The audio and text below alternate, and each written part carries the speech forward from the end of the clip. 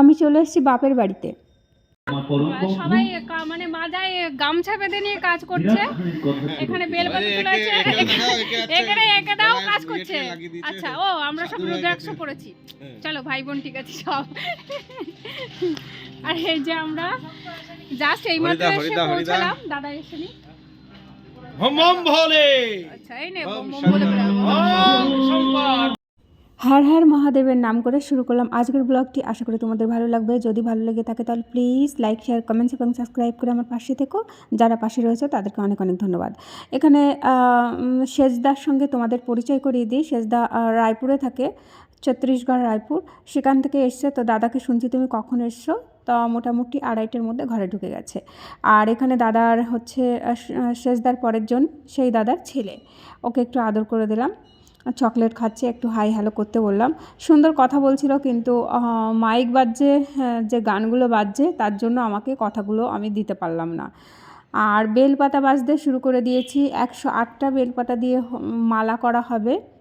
যে মালাটা হয় শুধু সুতো দিয়ে করতে হয়, সুই দিয়ে করা হবে না। সেই মালা করা হবে। সেখানে 108টা বেলপাতার মালা লাগবে, আর 108টা বেলপাতা যজ্ঞ করতে লাগবে। বাদ বাকি অঞ্জলি, পুজো, তাই মিলিয়ে অনেক বেলপাতা লাগে। আর আসনটাকে সাজানো হবে সুন্দর একটা বেলের ডাল পুঁতে। এই বেলের ডালটা পোঁতা হবে এখানে। পুঁতে তারপরে সেই বেল ডালের নিচে আসনটাকে সজ্জিত করা হবে। অ্যাকচুয়ালি বেল গাছের নিচে তো পুজোটা করা হয়, তো সেই গাছ না থাকলে ডাল বসিয়ে পুজো করা হয়। যাই হোক, তারপরে আমার প্রচুর কাজ। কলপারে বেলপাতা আমি ভিজাতে দিয়েছি প্রচণ্ড ময়লা পাতায়। তো এইগুলোকে এখন না ধুয়ে নেব। বেলপাতায় প্রচণ্ড ময়লা, তাই জন্য আমি একটু ভিজিয়ে রেখেছি। এক্ষুনি জাস্ট এটাকে ধুয়ে তারপরে তুলে নেব। প্রচুর কাজ রয়েছে, সঙ্গে থাকো তোমরাও। এটা হচ্ছে মরা গরু। হ্যাঁ, এটা হচ্ছে অবস্থা খুব খারাপ। এটা একটা বনু, এই যে মালা ফালা গাচ্ছে। আর এখানে দিদি, এই যে দিদি, এটা আমার দিদি, এটা আমার পিস্তত দিদি। বুঝেছো তোমরা? আমরা বেলপাতাটা ধুলাম, আমি একা ধুইনি, দিদি আর আমি মিলে ধুয়েছি। আর ওখানে ওই যে বোনটা মালা গাচ্ছে। বেলপাতাতে এখন মালা গাঁথা হবে, সেটাই ও করছে। আর আমি এখনও চেঞ্জ করিনি, একটু পরে শাড়িটা পরবো। আগে একটু যতটা পারি চুড়িদার পরে কাজগুলো করে নিই। চলো, তোমাদের সঙ্গে আবার পরে দেখা হবে। এখানে রয়েছে সমস্ত পুজোর কিছু ফল রয়েছে, সব কিছু রয়েছে, ফলমূল, মুদি হচ্ছে, তারপরে পুজোর দশকর্মা সমস্ত কিছু রয়েছে। আর তোমাদের এই মুহূর্তে নিয়ে চলে এলাম যেখানে রান্না হচ্ছে। প্রায় 350 মানুষের অ্যারেঞ্জমেন্ট করা হচ্ছে রাত্রেবেলা যে খাওয়ানোটা হবে। তো সেই খাবার দাবার এখানে তৈরি করা হচ্ছে। সমস্ত কিছু তোমাদের সঙ্গে শেয়ার করছি। এই যে কাকু এখানে চাটনি বানাচ্ছে, আর গ্রিন মটর ওখানে সিদ্ধ করছে, যেটা পনির মটর। একটা ঝোল হবে, ভাত হবে, ডাল হবে, একটা নিরামিষ সবজি হবে, চাটনি হবে, পাঁপড় হবে, মিষ্টি। এইগুলোই আমাদের প্রত্যেক বছর শিবরাত্রিতে দাদারা করে থাকে। আর হচ্ছে গ্রামবাসীকে এই প্রসাদই খাওয়ানো হয় রাত্রেবেলা। আর এখানটা কিন্তু খাওয়ার প্যান্ডেলটা পরে চেয়ার টেবিল সেট করা হবে, এখনও পর্যন্ত হয়নি। আর আমি এদিকে আসন সেট করতে বসে গেছি। আর হচ্ছে অ্যাকচুয়ালি বৌদি অন্য অন্য কাজগুলো করছে, আর সবাই মিলেই কাজ করা হয়। ও সবাই এক একজন এক একটা কাজ বেছে নিয়েছে। তো আসনের দায়িত্বটা আমার পড়েছে, আসনটা একটু সাজিয়ে গুছিয়ে। এদিকে কিন্তু আমার আবার তাড়া পড়েছে, মানে আমাকে সবার আগে একটু পাঠ করতে হবে। সেটা নিয়েও অনেক সময় থেকে মা বা কাকারা বলছে তাড়াতাড়ি রেডি করো রেডি করো। তো আমি ঝটপট করে শাড়িটা পরে এসেছিলাম, পরে এসে রেডি হয়ে গেছি। বৌদি এখানে যে ঘট বসানো হয় সেই ঘটটা বসিয়ে পুজো করছে। তো তারপরে হচ্ছে আমি পাঠটা করব। তো বৌদির সঙ্গে একটু দাঁড়িয়ে শঙ্খ উলু এগুলো করছি। উলুধ্বনি দিয়ে ঘট প্রতিস্থাপন করে এই পাশে ঘরটা প্রতিস্থাপন করা হবে। আর হচ্ছে পুজোর সময় যে ঘরটা প্রতিস্থাপন করা হবে সেটা হচ্ছে পুরোহিত মশাই করবে।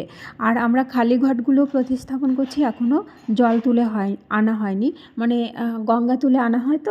তো গঙ্গা তো বহুদূর, তাই অনেক ক্রিয়াকর্ম করে গঙ্গা বানিয়ে সেটা তুলতে যাব সন্ধ্যাবেলা। সবই শেয়ার করব তোমাদের সঙ্গে। আর এরই মধ্যে কিন্তু আমি ঝটপট করে রেডি হয়ে গেছিলাম, শাড়ি পরে আমি পাঠ করব যেভাবে সেই পোশাকটা পরে নিয়ে বৌদির সঙ্গে দাঁড়িয়ে ঘট প্রতিস্থাপন করছিলাম। আর এদিকে আবার ডাক দিয়েছে, দেখো এই আসনটাকেও সাজিয়ে নিয়েছি, মাইকগুলো এখনও সেট করা হয়নি। তো সেই কোন দিকে বসবো সেটা হচ্ছে কাকুদের কাছে শুনে নিয়ে সেই মুখে বসে মাইকগুলোকে টানা হেঁচড়া করে সঠিক স্থানে প্রতিস্থাপন করছি। আর কাকুরা সব এদিকে চেয়ারগুলোতে বসে আছে, এখনও পর্যন্ত ওই ইয়েগুলো বিছানো হচ্ছে, তো কার্পেটগুলো বিছানো হচ্ছে, যার জন্য ওনারা এখনও নিচে বসেনি, চেয়ার দিয়েই বসে আছে। আর আমার ফোনটা এমনভাবে সেটিং করা রয়েছে কাকুদের দেখাতেই পাচ্ছি না। যাই হোক, এই সময় তো আর ফোন ধরে কিছু করা যায় না, প্রচুর কাজ করছি, ওই কোনো মতে একটা জায়গায় আমি ফোনটা রেখে নিয়েছিলাম।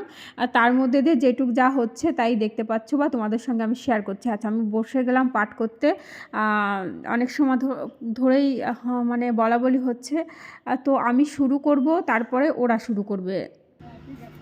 আচ্ছা, উপস্থিত আমার গুরুজনদের আমি প্রণাম জানিয়ে এবং আমার মাকে সবার আগে প্রণাম জানিয়ে আমি শুরু করছি। আর বিশেষ করে আমার গুরুদেবকে স্মরণ করে আমি সামান্য কিছু একটু করার চেষ্টা করছি মাত্র। কৃষ্ণ করুণার সিন্ধু দীনবন্ধু জগৎপতে গোপীশ গোপিকা কান্তা রাধাকান্ত নমস্তুতে। বক্রতুণ্ড মহাকায় সূর্যকেতি সমপ্রভা নির্বিঘ্नं কুরু মে দেবা সর্বকার্যেষু সর্বদা। অখণ্ডমণ্ডলকারং ব্যক্তমেন চরাচরম। পরের ভিডিওতে কিন্তু আমি আমাদের অনুষ্ঠান এবং পুজোর সমস্ত কিছু শেয়ার করছি, তোমরা কিন্তু সঙ্গে থেকো। আমি প্রথমে প্রণামী মন্ত্র দিয়ে শুরু করেছিলাম, এরপরে রয়েছে শিবপুরাণ পুরোটা করা সম্ভব নয়, প্রথম খণ্ড করব। আর তার আগে আমি স্তুতিটা পাঠ করব, মহামৃত্যুঞ্জয় স্তুতি, তারপরে সমস্ত কিছু করব, সঙ্গে থেকো।